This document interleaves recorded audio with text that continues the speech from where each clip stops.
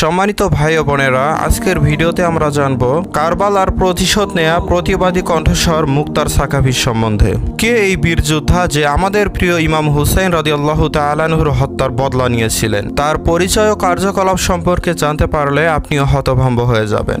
তো সম্মানিত দর্শক, ভিডিওটি শুরুর প্রথমে একটি রিকোয়েস্ট থাকবে যে আপনিও যদি ইমাম হুসাইন রাদিয়াল্লাহু তাআলা আনহুকে মন থেকে ভালোবেসে থাকেন তাহলে ভিডিওটিতে একটি লাইক দিয়ে কমেন্টে ইয়া হুসাইন অবশ্যই লিখবেন। মুক্তার আল সাকাফি ইসলামের এক অনন্য ব্যক্তিত্ব। কারো কাছে তিনি নায়ক, আবার কারো কাছে তিনি প্রতিশোধ পরায়ণ ব্যক্তি। কারবালার যুদ্ধের প্রতিশোধ নিতেই তিনি কুফার ক্ষমতায় বসেছিলেন 685 সালের অক্টোবর মাসে।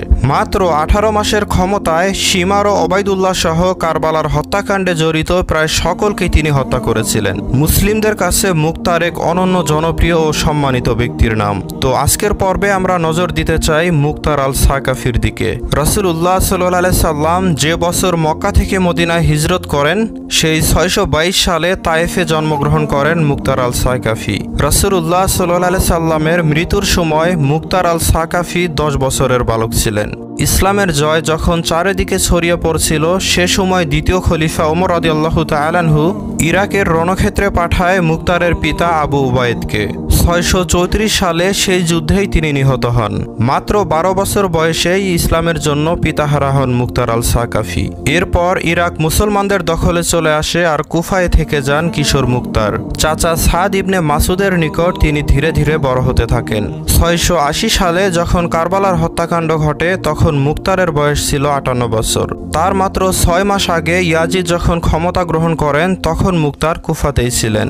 ইয়াজিদের খেলাফতকে অস্বীকার করায় কুফার জনগণ ইমাম হুসাইনের পক্ষে বায়াত নেয়ার প্রতিশ্রুতি দিয়েছিল, যদিও পরবর্তীতে কুফাবাসী সেই প্রতিশ্রুতি ভঙ্গ করেছিলেন। তো সেই সময়ে মুক্তার আল সাকাফি ইমাম হুসাইন রাদিয়াল্লাহু তাআলা আনহুকে চিঠি দিয়ে জানিয়েছিলেন যে তিনি যেন কুফায় চলে আসেন। ইমাম হুসাইন রাদিয়াল্লাহু তাআলা আনহু তখন তার মামাতো ভাই মুসলিম বিন ওয়াকিলকে কুফায় পাঠিয়েছিলেন যেন সে গিয়ে পরিস্থিতি ভালোভাবে পর্যবেক্ষণ করে দেখতে পারে। তো মুসলিম বিন ওয়াকিল কুফায় পৌঁছার পর মুক্তারের বাড়িতেই ছিলেন। তো কুফার তখন গভর্নর ছিলেন উবাইদুল্লাহ বিন জিয়াদ। পরবর্তীতে জিয়াদের নির্দেশেই মুসলিম বিন ওয়াকিলকে হত্যা করা হয় আর বন্দী করা হয় মুক্তার আল সাকাফিকে। তো এরপরে 10ই মুহররম কারবালায় নির্মমভাবে হত্যা করা হয় নবী করিম সাল্লাল্লাহু আলাইহি সাল্লামের নাতি ইমাম হুসাইন রাদিয়াল্লাহু তাআলা আনহু এবং তার 72 জন সঙ্গী সাথীকে। মুক্তার আল সাকাফি তখন কুফার বন্দিশালায় বন্দী ছিলেন। কারবালার যুদ্ধ শেষে ইয়াজিদের অত্যাচার আরও বাড়তে থাকে। মক্কা এবং মদিনাতে বিদ্রোহ হয় এ অমানবিক হত্যার প্রতিবাদে। তো ইয়াজিদ এবার মদিনাতে আক্রমণ করে বসে। তো মক্কা তখন আব্দুল্লাহ ইবনে জুবাইরের নেতৃত্বে ছিল। তো এই সময় মুক্তার তখন কুফার জেল থেকে মুক্ত হন। ইসলামের দ্বিতীয় খলিফা ওমর রাদিয়াল্লাহু তাআলা আনহুর ছেলে আব্দুল্লাহ ইবনে ওমর রাদিয়াল্লাহু তাআলা আনহু মুক্তার আল সাকাফিকে মুক্ত করান। মুক্তারের সাথে ওমর রাদিয়াল্লাহু তাআলা আনহুর ছেলে আব্দুল্লাহর পারিবারিক সম্পর্ক ছিল।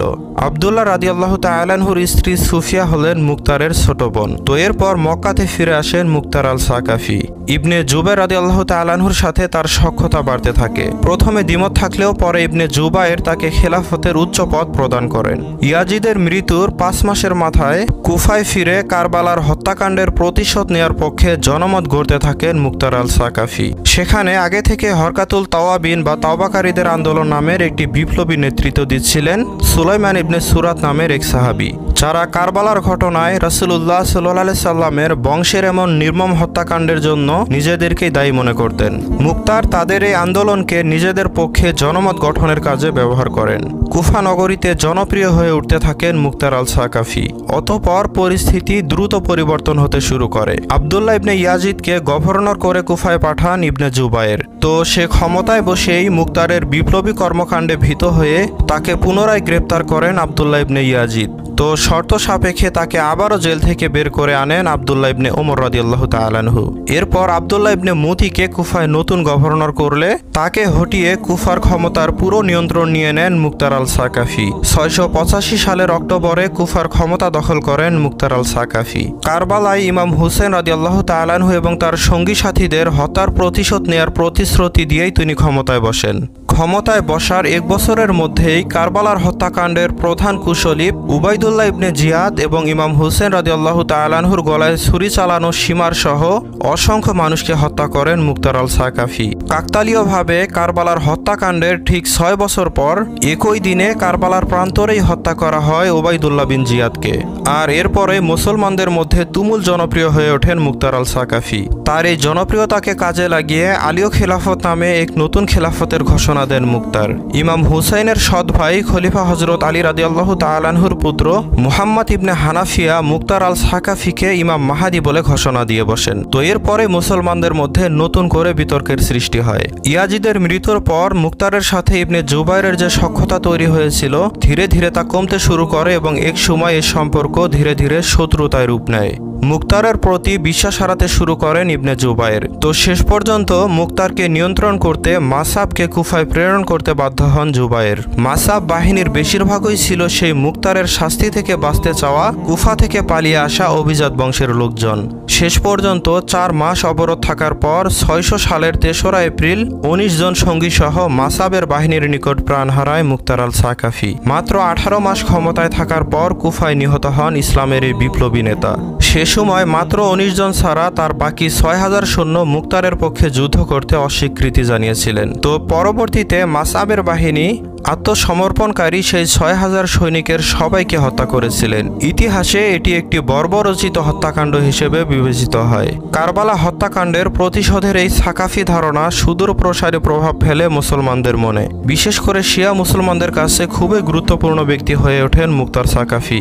কিছু মুসলমানরা মুক্তারকে একজন ক্ষমতালোভী ও প্রতিশোধ পরায়ণ ব্যক্তি হিসেবে মনে করেন। খুব দ্রুত জনপ্রিয়তা অর্জন ও ক্ষমতায় বসার জন্য তিনি কারবালার হত্যাকাণ্ডের সাথে জড়িত ব্যক্তিদের ঘোষণা দিয়ে হত্যা করেছেন বলে অনেকে বিশ্বাস করেন। তবে আধুনিক ইতিহাসবিদদের মতে মুক্তার ছিলেন একজন বিপ্লবী ও সাহসী যোদ্ধা। তিনি কুফায় একটি ঐক্যবদ্ধ জোট করতে চেয়েছিলেন, কিন্তু তিনি অভ্যন্তরীণ কোন্দলের শিকার হন। রাজনৈতিক অস্থিরতা এখন যেরকম আছে, তখনও ক্ষমতার লোভে মুক্তার আল সাকাফিকে হত্যা করা হয়েছিল ঠিকই, কিন্তু তার বীরত্ব ও সাহসিকতাকে মুসলমান ভুলবে না কখনোই। ইসলামের ইতিহাসের অন্যতম শ্রেষ্ঠ ব্যক্তি ছিলেন মুক্তার আল সাকাফি, যিনি ভবিষ্যৎ সম্পর্কে আগে থেকেই অনুমান করতে পেরেছিলেন। তাই মুক্তারকে নিয়ে এরকম নানা বিতর্কের উত্তর তিনি মৃত্যুর আগেই নিজেই বলে গিয়েছিলেন। মুক্তার আল সাকাফি বলেছিলেন তিনি আরবদের একজন রাসূলের পরিবারের রক্তের প্রতিশোধ নিতে চেয়েছিলেন, যখন অন্যান্য ক্ষমতাবান আরবরা বিষয়টি অবহেলা করেছিলেন। মৃত্যুর আগে মুক্তার আল সাকাফি আরও বলেছিলেন যে যারা রাসূলের পরিবারের রক্ত ঝরিয়েছে আমি তাদের প্রত্যেককে হত্যা করেছি। আজকের দিনের আগ পর্যন্ত আসলে আমি তাই করেছিলাম। আমার লক্ষ্য ও উদ্দেশ্য ছিল রাসূলের পরিবারের হত্যার প্রতিশোধ নেওয়া। এতে যে যাই করে করুক আর যে যাই ভাবে ভাবুক, আমার লক্ষ্য ও উদ্দেশ্য আল্লাহ তাআলা পূরণ করেছেন। এই জন্য আল্লাহ তাআলার দরবারে শুকরিয়া আদায় করছি। যতদিন কারবালা আর ইমাম হুসাইন মানুষের মনে বেদনার জন্ম দেবে, ততদিন মুক্তার সাকাফি একজন সাহসী যোদ্ধা ও আদর্শের প্রতীক হয়ে বেঁচে থাকবেন। কারবালার সেই উত্তপ্ত বালিকণায় গরম রক্ত ঝরার সেই বেদনায় জর্জরিত হয়ে থাকা সাধারণ মানুষের হৃদয়ে শান্তির এক টুকরো ঝলক হয়ে থাকবে মুক্তার আল সাকাফি। তো সম্মানিত ভাই বোনেরা, আপনাদের কি মন্তব্য কমেন্ট করতে অবশ্যই ভুলবেন না।